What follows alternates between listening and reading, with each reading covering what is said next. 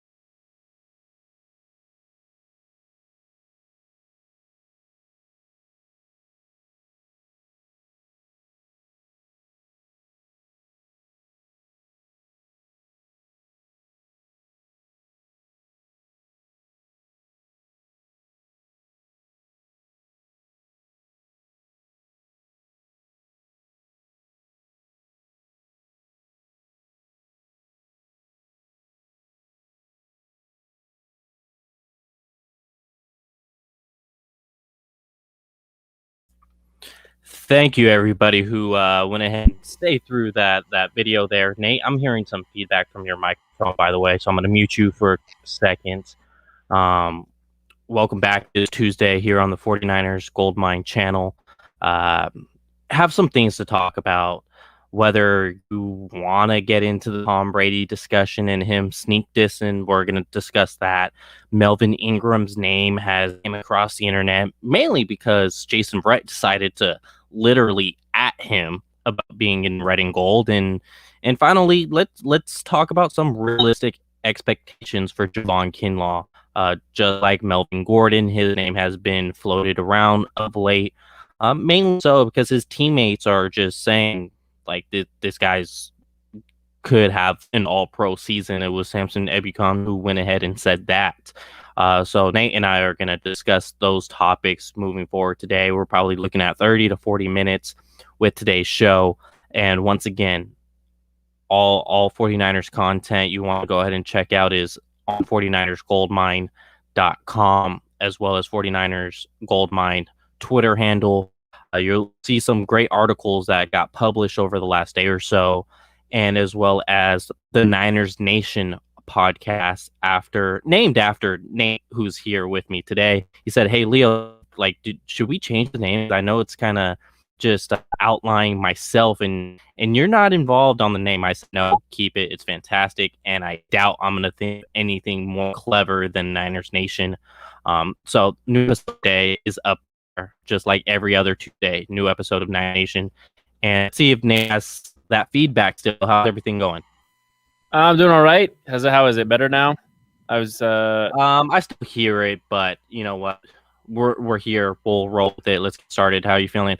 Also, plug that shirt real quick. That yeah. shirt is fresh. Warriors World put it up. I saw on their Instagram at Warriors, or not Instagram, sorry, on Twitter at Warriors World, and I saw it. I had to pick it up. $25. Go on there and check it out. It's pretty dope. Yeah. But yeah, besides that, I'm doing all right.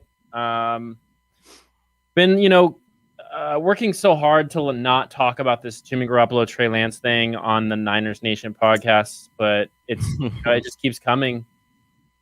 And I think we're getting closer to us having that discussion here in the next 3 weeks. So I think what we'll do is we'll finish out this NFC West preview next week with the Rams, do one more discussion before training camp starts, and then we're going to start diving deep into this discussion.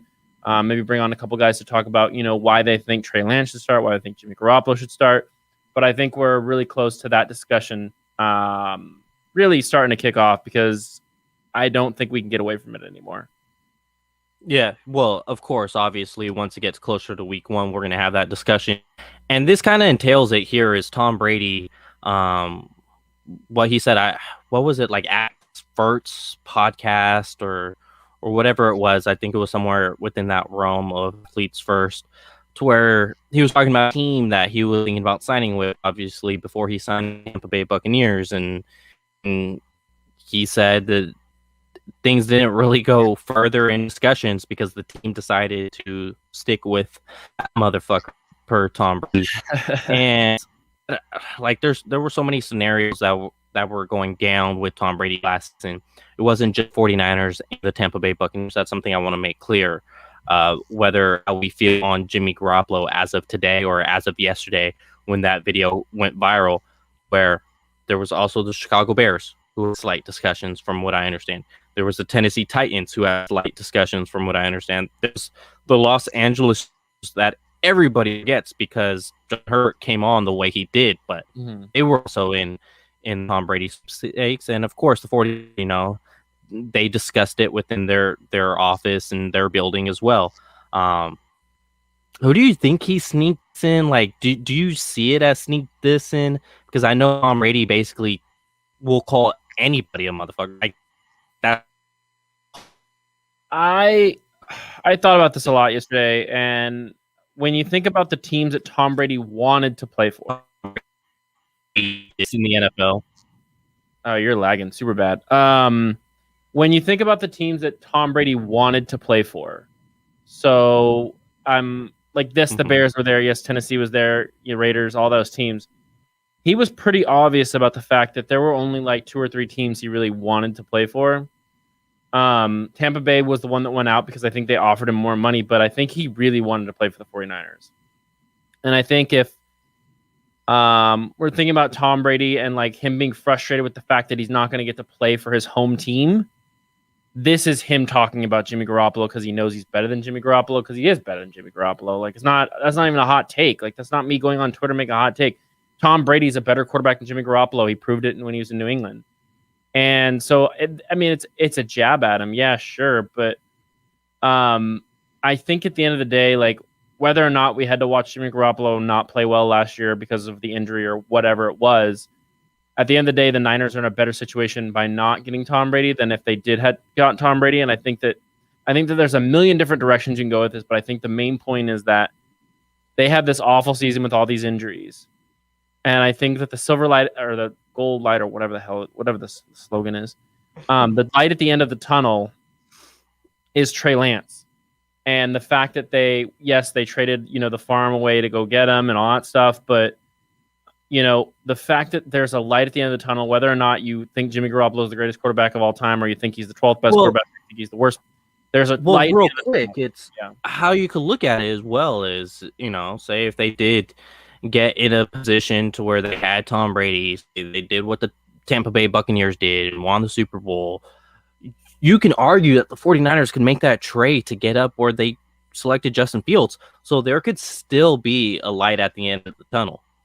Yeah, I think that's an argument to make, but I'm saying without having seen Trey Lance play a snap in the NFL, right now, of course, I would rather have Tom Brady win the Super Bowl. Like that there was someone stupid on Twitter was like, I'd rather win the Super Bowl with Jimmy Garoppolo or lose the Super Bowl with Jimmy Garoppolo than win the Super Bowl with Tom Brady. It was like the stupidest thing I've ever read in my entire life. That's the dumbest thing.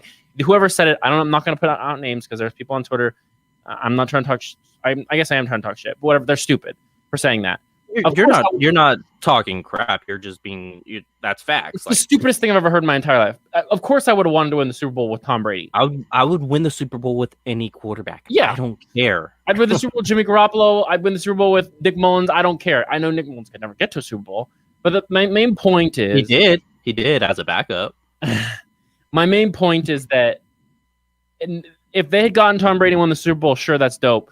But the future would be a little bit different than it is right now. The future now is that there's a kid who's 21 years old, yacked in the greatest shape of his life, all this crap, who is, constantly training, constantly working his butt off, posting videos on the internet in a way that I don't think he's our new Kendrick Bourne.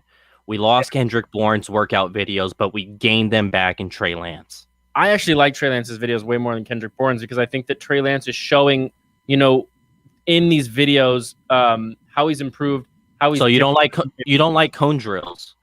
I hate cone drills. You don't like watching cone drills?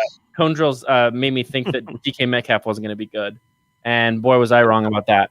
And so the biggest thing is like at the end of the day, whether they stuck with that motherfucker or not, they stuck with that motherfucker, and he sucked, got hurt. I don't think it's a hot take for me to say he sucked. Like, you understand that, Leo. We both know he was terrible last year. Like, that's not me being a hater. Yeah. He was bad last year. Any Jimmy Garoppolo fan can say he was bad last year. You could throw the injury asterisks, if you want that's a personal opinion, but if you want to throw it on, like it was still below average quarterback play. It was below average quarterback play. Was it affected by the ankle and the offensive line?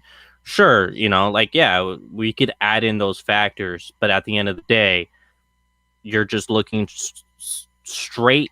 Have that narrow view. It was below average quarterback, and that's essentially why the 49ers made the move they did and got Trey Lance, because if he does have that injury like he did this season, to where he only played 3 full games and then 3 partial games, but for those 6 games in total was above average quarterback play, he would still probably, be the starter. Or the 49ers don't make that aggressive move if you're getting above quarterback play.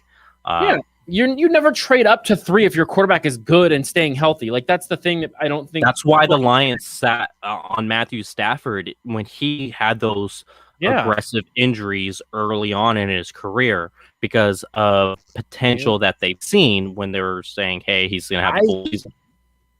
I don't see any potential in Jimmy Garoppolo. He's 30 years old, and I think the 49ers don't either. And so, the fact that Tom Brady was even in the discussion kind of sparked some stuff last year. But, at the same time, it was like, well, the guy got us to the Super Bowl. You stick with him. I think that if you have now stuck away from Jimmy Garoppolo, like, you have a perfectly good reason. You don't need to stick with him anymore. The Niners even showed you why. But the thing with Tom Brady is, bringing it back all the way, is, I think that he was kind of hurt that the 49ers, his hometown team, the team that he's loved since he was a kid, whether he won all the Super Bowls in New England or not, didn't want him. They wanted Jimmy Garoppolo, who Tom Brady not only knows he's better than, but also, we've had Jimmy Garoppolo for how many years? 4 years now? Yeah, this would go into, what would that be, year 5? Like, he's played 1 full season, and then, like, I think 5 or 6 games, 2 seasons, and then he played that. They traded for him, and he played 5 seasons. Like, whether or not you think he's a good quarterback, he hasn't been healthy, and Tom Brady has.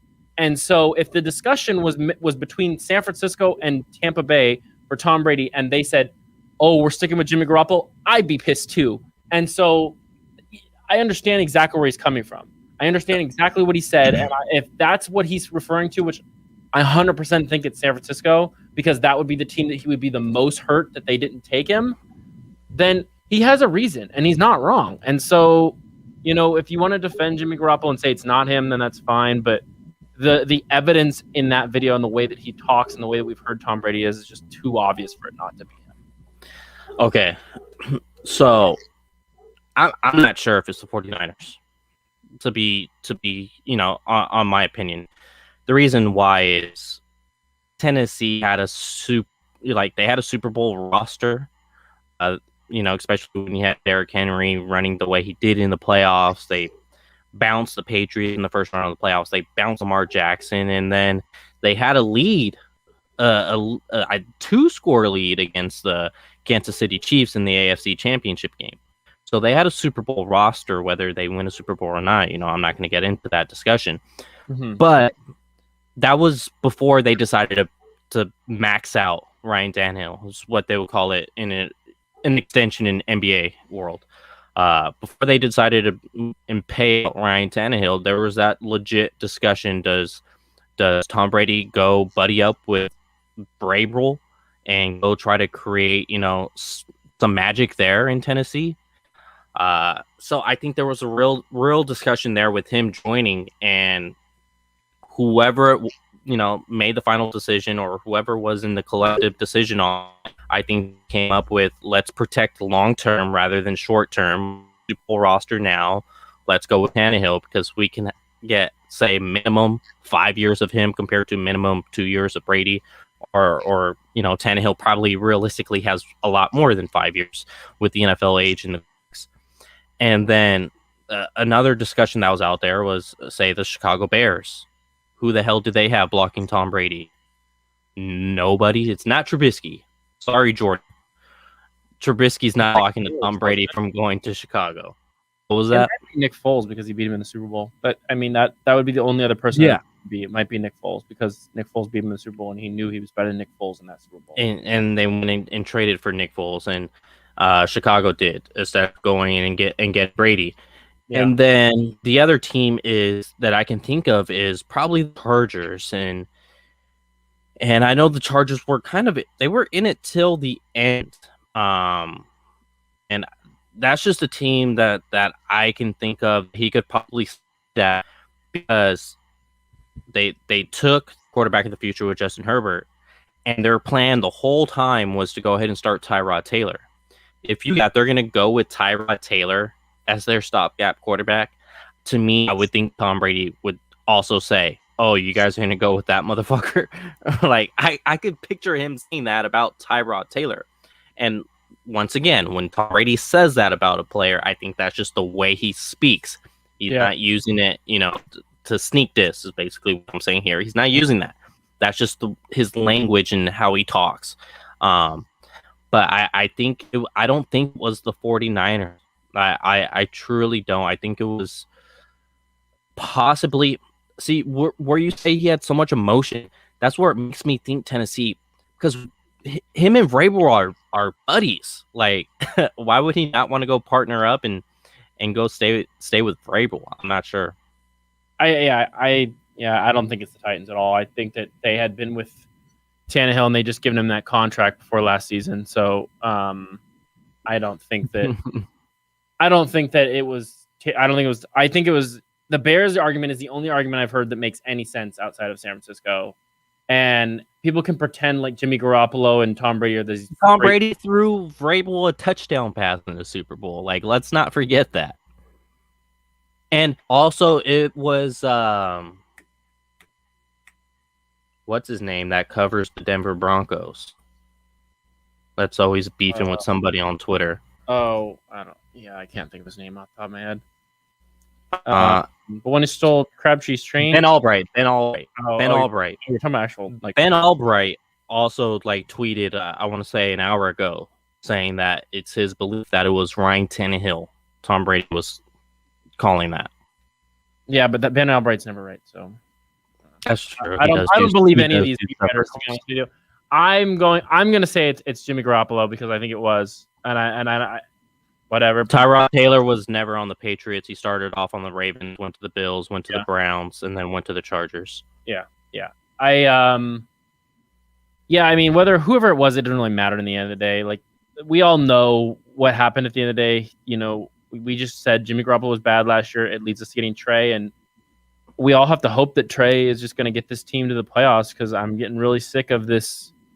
That someone put out, I think it was one of those handicapper guys put out this thing that was like the teams that have been to the playoffs since 2003, and the 49ers have only had 4 winning seasons since 2003, and that needs to change.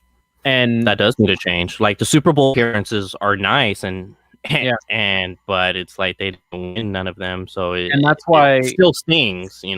I think Trey is the difference maker, because if he is good, like we all hope he is, then they should be at least in the playoffs every year, whether or not they win the Super Bowl or not. Like, at least the Ravens are in the playoffs every year with Lamar Jackson. Yeah, he hasn't even gotten to the AFC Championship, but at least they've gotten to the playoffs a bunch of times and is showing, improvement.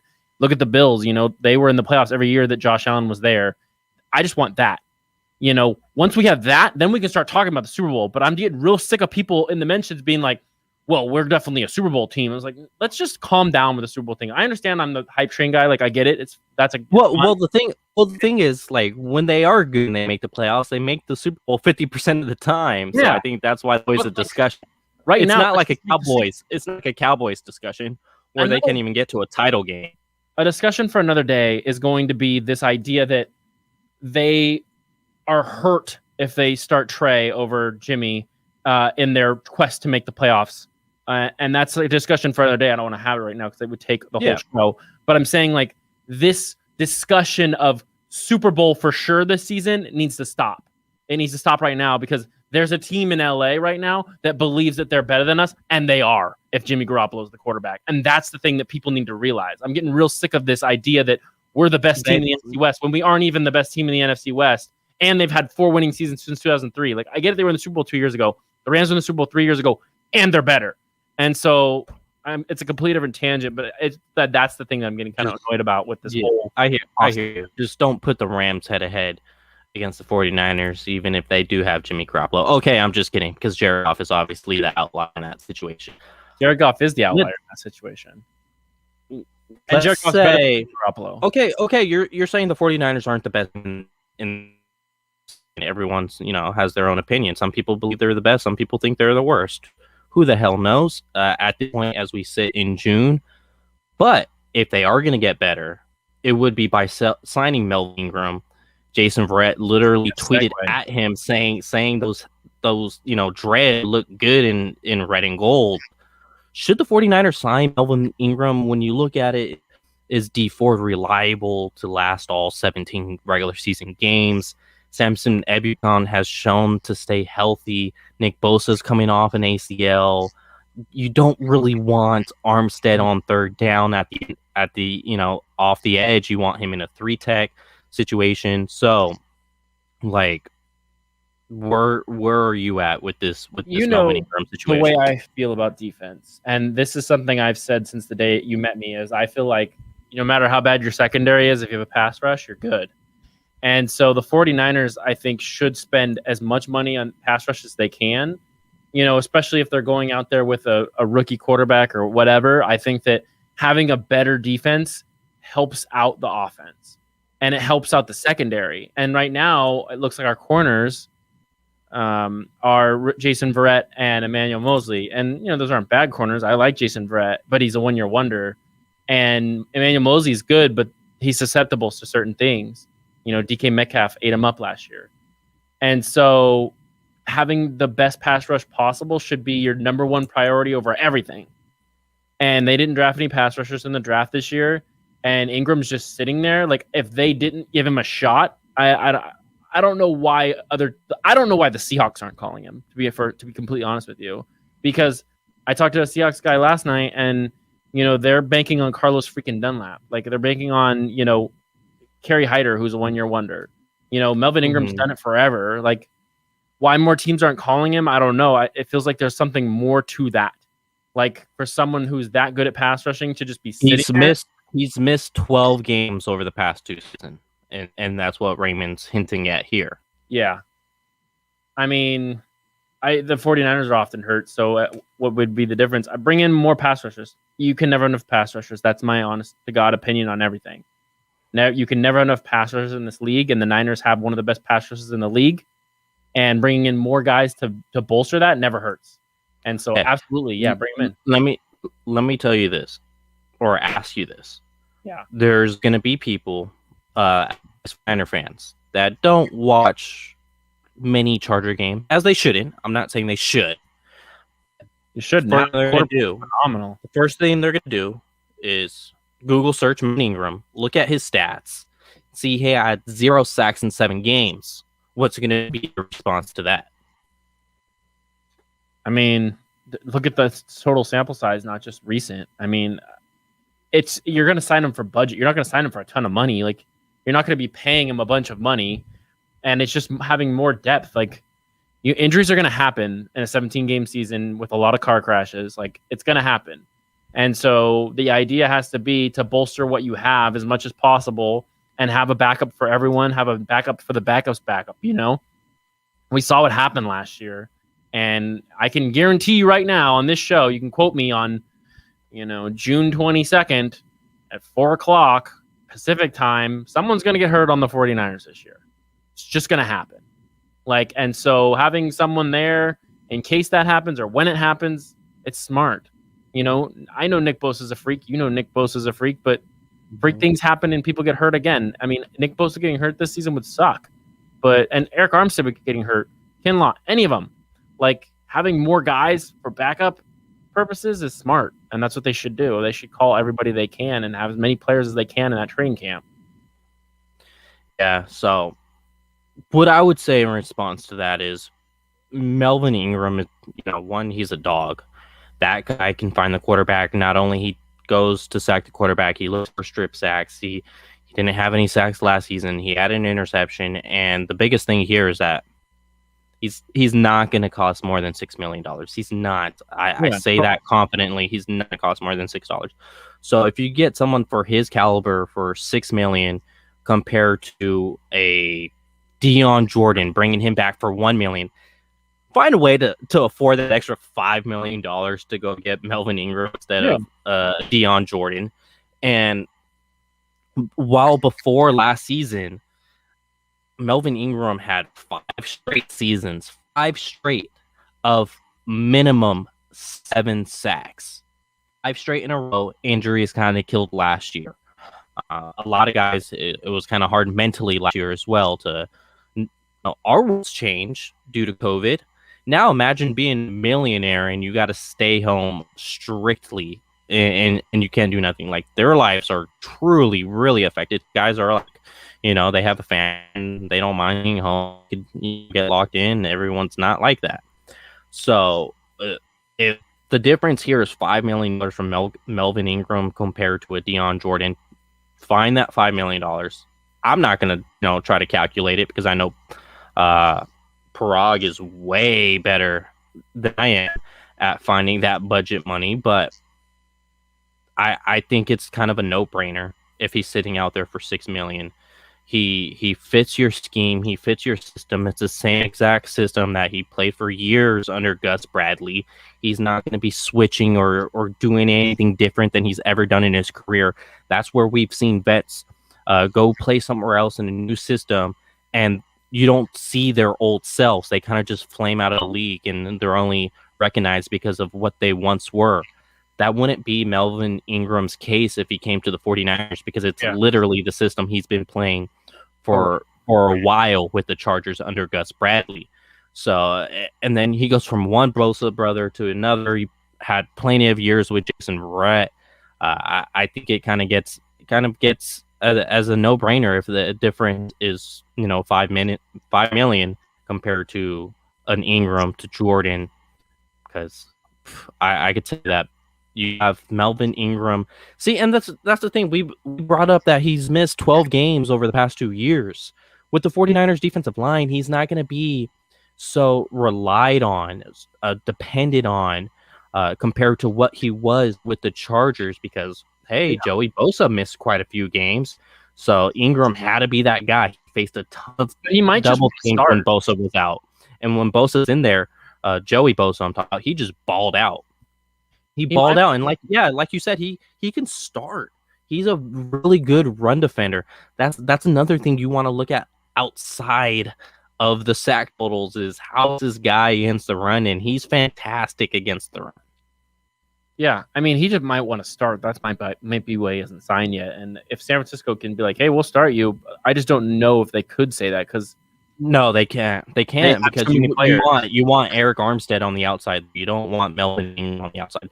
So you can't guarantee that's one thing where negotiations go south in every single sport is if you don't want to throw out guarantees, and players want to hear guarantees, especially when it comes to playing time. But your pitch could be, hey, you may not be getting the snap counts here in San Francisco as you got in Los Angeles, but the difference is our defensive line is stacked. And when you are on the field, you're going to have better opportunities to get sacks by facing more double teams, or less double teams than you faced in Los Angeles. You have what helped you in Los Angeles? You had Bosa on the other side of the field. We have Bosa on the other side of the field. We have Armstead, who was a 10-sack guy in 2019 when he had players like yourself, Melvin, around him to contribute against the team. Whether you're out there on first down, whether you're out there on third down, you're going to make an impact. Sign this one deal, and then you could pick up yourself maybe $12 million season the next year by showing that you still have gas in the tank. Just help these guys make the playoffs, and you'll get money next year when there's a lot more money to go around. And I think if he hasn't thought about San Francisco, he's crazy. I mean, hopefully Verrett's like not alluding to like him actually thinking about it, and it's not just like something random out of the blue. Verrett's not vocal. He's not a guy to just, at least with his boys. And Melvin Ingram is one of the guys he's close to because of the time he spent with the Chargers. Of course. So he's not going to literally tweet at him, one of his guys, to say sign with the 49ers if he not that trust and that belief that Melvin can make an impact for one, and that the 49ers are a great destination for Melvin too. So if he didn't think it was a great marriage, Jason Brett would never tweet at him. Yeah, no, I agree. I totally agree. I think that it should happen. Will it happen? I don't know, but it should happen. Well, yeah. Absolutely, totally. Yeah, 100% should happen. And so we might as well stake on that defensive line and talk Javon Kinlaw. I think Samson Ebukon saying that he could be like an All-Pro this year. He showed tons of flashes. I think Baldinger's been tweeting his videos lately, so that created some traction around Javon Kinlaw. I feel like we always trace him back to DeForest Buckner. Always trace him back to DeForest Buckner. So like he's special. I feel like a lot of people just like create those expectations for him. Well, yeah. But what are your real? Whether you think this guy, if you think he's going to be an All-Pro, say it. If you think he's going to be a pro, say it. Like where were you kind of marking him in what territory for next season? Honestly, man, like I've been thinking about this defensive line a lot, and I just need them to play well. Like I need them to play, good. I'm not expecting All-Pro for any player on that D line except for Nick Bosa. Like that's the only player I expect Nick Bosa is to be All-Pro because he's the best. He's one of the best pass rushers in the world. And so, if Kinlaw, can be better this year than he was last year, he's going to be fine. I'm never going to attach the Buckner thing like a lot of people because everyone's, people on Twitter even wearing the number 99. Yeah, right. Makes it even worse. Well, I think that like the way people are on Twitter, they're like, well, we got Kinlaw to replace Buckner because we kept Armstead instead of getting Buckner. And it's like that's not even what it was. It was they wanted to get cheaper at their defensive line because they knew they were drafting. They were going to have to bolster it because they wanted to win at the D line. That was their plan. They want to win at the D line so that the corners aren't having to do as much, so the safeties aren't having to do as much, and it works that way. And so I think they just expect him to be a good football player, play good every single day, not come out and and I don't think he needs to be an All-Pro. If he was an All-Pro, that'd be amazing. That'd be like so cool, so good for the 49ers. It'd be awesome, right? To have two All-Pros on your defensive line. But when you have Nick Bosa, you don't need that. You just need a good football player. And, the thing is now, Buckner isn't even All-Pro. When Buckner was with the 49ers, he was really good, like a really good football player. But, like, he wasn't All-Pro. And then he went to the Colts, and people started talking about him because he was the only guy on the defensive line. Buckner got overshadowed because there were so many people on this defensive line that, like, people were like, well, Buckner's the main guy here, but, like, look at this guy. Look at this guy. There was always something to talk about with the line of the Colts. There's nobody else except for Buckner. Yeah, you have Darius Leonard, but it's a different thing. And so with Kinlaw, he's always going to be overshadowed by Nick Bosa because Nick Bosa is one of the best players in the entire NFL. And so I don't think he'll ever be an All-Pro on this defensive line, but I think that if he plays better than he did last year, and he was fine last year. A lot of people think he was bad. He was not bad. He was fine for a rookie guy. He did his job. He's bigger. He's stronger this season. Comes out, plays well. And Ebukam, him, Buck, and Bosa, and Armstead and Ford hopefully are all getting to the quarterback, all doing their job every down. And the Niners defense is, maybe not 2019, but, doing what that team did. That team went out and they just smashed you in the mouth. And it didn't matter what happened on offense because when you got back on your offense, the Niners were going to smash you in the mouth again and make you not want to play. And so their plan with Chris Kosuric has to be to go out there, smash them in the mouth, and get the ball back to their offense. And, Trey Lance is going to start at some point during the season, and getting him the ball as much as possible is how you win football games. And finding ways to continuously get this kid snaps in the actual NFL, not preseason, in actual NFL games, get him snaps. And having a great defense that turns the ball over, gets the quarterback, stops him on third down, that's how you do it. And I think that the expectation should just be that Kinlaw is able to make this defensive line go. Yeah, I think that's fair. If there is a healthy Nick Bosa, a healthy Armstead, a healthy D4, a healthy Samson Ebukam, a healthy DJ Jones, a healthy Hurst, a healthy, like, we could literally keep going. It's a defensive line is it's so deep to where I don't think we should let the sack total when it comes to Javon Kinlaw, especially this season. Is he making an impact? Yes or no? Making an impact against the run? Yes or no? Mm-hmm. Is he making an impact against the pass? Yes or no? Is he helping out other guys? Is he taking on double teams and splitting them? He may not be getting rewarded with sack, but is he creating pressure in that way? So with the interior defensive lineman like Kinlaw, let's not look at the sacks, because year 2 for DeForest Buckner, he had 3. He had 3 year 2, but we all held him in high regard. But I think, like, even in 2019 and 2018, he jumped up to 12 sacks and jumped down to single digits. I think he had like 6.5 sacks his last year with 9. That became all the other studs on the defensive line. Well, that's going to be the same thing that happens to Javon Kinlaw. If he's pushing pocket back, he's going to call quarterback to either, drop back further or go choose left or right, depending on where his reads are and, his options are at his receivers. So if he's pushing back the pocket, making him go left, guess who's going to end up getting the sack? Probably one of the edge rushers. More than likely, it's going to be one of the edge rushers in that scenario. The only way he's truly going to come down with the sack is if he just wins very quick, like we saw with DJ Jones against Wilson on that Monday night game. Yeah. Or if Bosa or Ebukon or whoever's on the outside is able to push the pocket up, and then that's how Kinlaw could get it as well. So, but I think mainly important for Kinlaw, I think it's going to be splitting double teams in the stacks on pass rush. If he could split the double teams and make himself a force against the double teams, that's going to propel this defensive line to go. It's going to propel it to go, because while Buckner only had 6.5 sacks his last year with the 49ers, he was great at seeing the double team. And by doing that, now you're letting Armstead one-on-one matchups. You're allowing Bosa to get one-on-one matchups. You're letting Ford or Econ get one-on-one matchups. And that's because you're able to be effective, against the double team, or even if you're getting a one-on-one matchups, be effective in that way. I can care less about the sack total.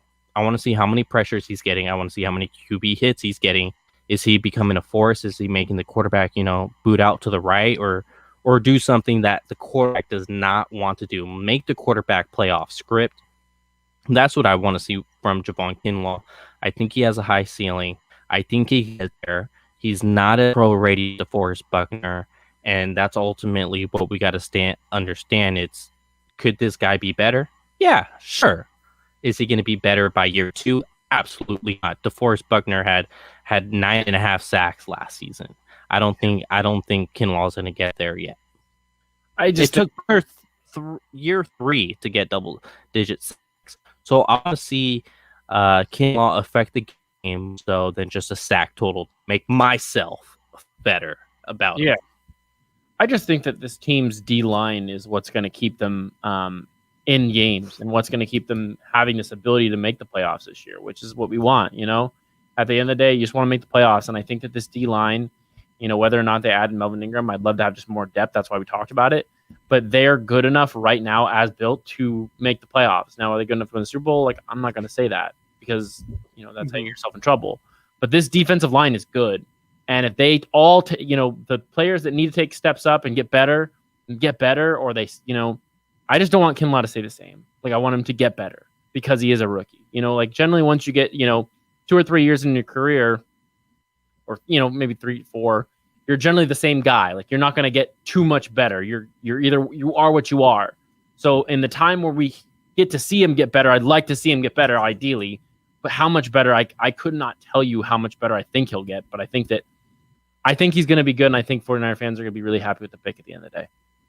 Oh, absolutely. I think a lot of 49ers fans are happy to, still, because you see those flashes from Javon Kinlaw. How many did you see of Solomon Thomas flashing his rookie year? Not like Javon Kinlaw. The guy's going to get more crisp with moves, and it's only just going to improve, and that's going to be the exciting thing with Javon Kinlaw. whether he's an all-pro or not, who cares? At the end of the day, a lot of it's a popularity contest on who's all-pro and who's not. So I just want to see the guy make a true impact on this defensive line, because he's in real estate, as they call it. If you're going to have success, it's going to be with this defensive line because of what all the other guys make you do. Yeah, totally. No, and I think that's the thing the 49ers have is like they're still really good on defense. They were good on defense last year despite the injuries. They're going to be fine there. The thing we're going to need to talk about more as time gets closer and closer is this offense and what they're going to be. It's going to be really interesting when they step on that field against the Lions week 1, no matter what happens in preseason, because this offense is... Well, it's going to be tough week 1. It's going to be tough week 1. Jimmy had a tough matchup against the Vikings week 1. He had a tough matchup against the Buccaneers week 1. I hope it's not he had a tough matchup against the Cardinals week 1. So he's had quite a bit of real tough matchups in the previous 3 week 1 matchups as the 49ers quarterback, and this will be matchup number 4 because sorry, Nate, he's going to be the starter. No, he's got to come to the reality. But we can have that discussion another time. We don't need to have that discussion. Let them go through training camp first. Let them play a preseason game first before we go there. They may start. Hey, we appreciate all you guys in the comments through the podcast here today. We'll be back here shortly discussing something more, and it's definitely not going to be Lance versus Jimmy G, because we want to be more educated in our 49ers talk. At least till July. And not just go Jimmy Garoppolo, Trey Lance. Let's have this conversation every damn time. No, my God. I don't want to have that conversation every time. There's a lot of time left into the off season before we even need to have that discussion, because that discussion just, frankly, it's not going to end. Yeah, it's irrelevant right now, and we're in June. Last month I was saying we were in May, but right now it's just irrelevant to have. The conversation will happen in July. That is when it should happen. That's when it will happen. It will happen in July. Let's just get to July without having the conversation, and then we will get there and we'll have this conversation, and it'll be interesting to say the least. Man, so that means, are you sure July? Maybe August. No, if we have that conversation in July, that's going to be a 2-month-long conversation. Yeah, well, that's why it needs to be a 2-month-long conversation, because that's how you get content out. When training camp starts, is you talk about that. I mean, every team has to do it. It's our turn to do it. The last time the Niners did it was Cap Alex, and it's time to have that conversation here in July. So give it a couple more weeks. It's happening. It'll happen. I think Twitter's kind of got into it a lot earlier than everybody else, but that's Twitter. They're psychopaths there, and it's coming. July, that conversation's coming, whether people are ready for it or not. Yep. Well, I appreciate all guys tuning in. We'll catch you next time here.